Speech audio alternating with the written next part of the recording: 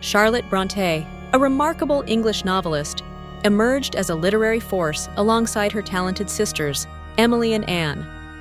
Writing under the pseudonym Currer Bell, Charlotte captivated readers with her powerful voice and progressive views, particularly on women's independence and social roles.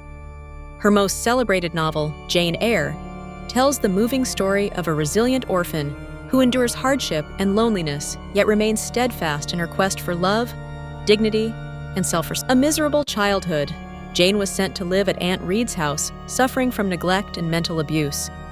She was then sent to Lowood boarding school, a harsh place, but also helped her train her willpower and befriend Helen Burns, a gentle, kind girl who later died of illness. Becoming a governess. Growing up, Jane became a governess at Thornfield Hall for little Adele. Here, she met and gradually fell in love with the owner of the house, Mr. Rochester, a mysterious man, both proud and with emotional wounds. Love tragedy. On the wedding day, Jane discovered that Rochester already had a wife. Heartbroken, Jane left to maintain her dignity. Reunion. After many challenges, Jane returned to Thornfield. But at this time, the house had burned down. Rochester lost an arm and was blinded while trying to save his wife. Between the two, there was finally a touching reunion. Love was reaffirmed with equality and deep sympathy.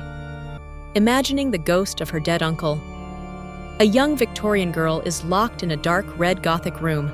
Candlelight, fearful faces, dramatic atmosphere. Lowood Academy Inn, Lowood Dining Room, day. Skinny girls line up for a frugal meal. The harsh headmaster, Mr. Brocklehurst, scolds them. Mr. Brocklehurst, these girls must learn humility, self-denial, and obedience. Jane makes friends with Helen Burns, who heaven is forever. Then Jane weeps silently as Helen breathes her last in her arms. Victorian boarding school, slender girls in uniform, stern headmistress, close friendship between two girls, candlelit dormitory. Arrival at Thornfield Hall continued. Thornfield, sunset. Jane arrives at a massive Gothic mansion. She holds a small suitcase, staring at mysterious windows. Dressing room, night. She meets Rochester for the first time. He limps into the room, dark and gloomy. Rochester, dryly, so you are the new governess. Plain, but with a keen eye. Jane, firmly. Rochester, strongly. You think I am unapproachable, Jane, and yet you have touched my soul. Jane, quietly but strongly. Do you think I have no soul, no heart? I am your equal, sir. He takes her hand. They exchange passionate glances. Romantic Victorian garden at dusk.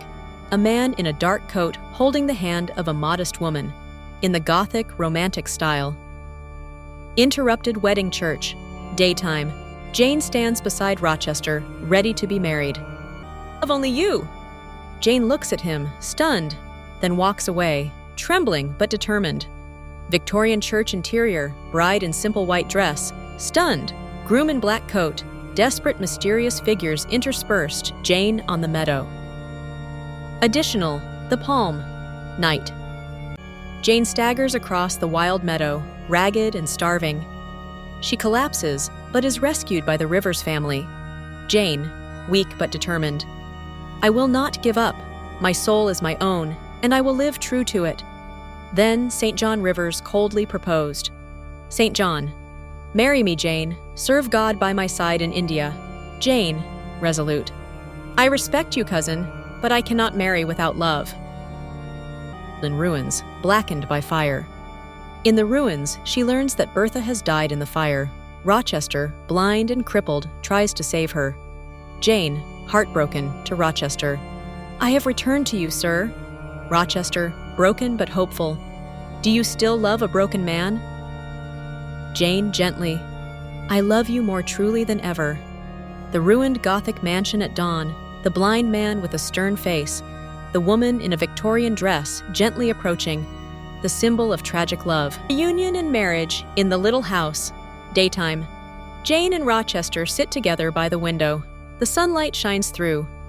He touches her face gently, even though he cannot see. Jane, smiling, "We are equals now. No barriers, no secrets, no shame." Rochester, "Then Jane, you have truly healed me." They embrace, bathed in light. A tender reunion. The blind man holds the hand of the woman in Victorian dress. The sunlight shines in. The atmosphere is warm and peaceful. Evaluate the work, artistic value.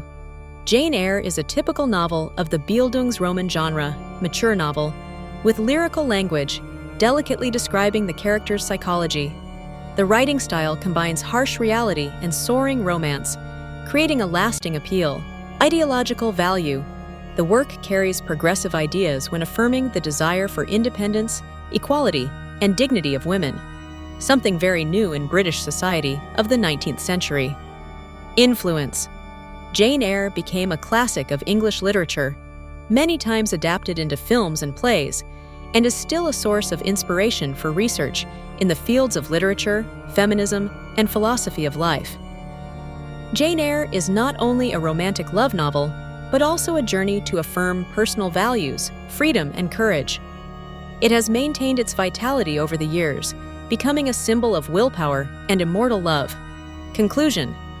Jane Eyre affirms that true love can only exist on the basis of automatism, equality, and mutual respect.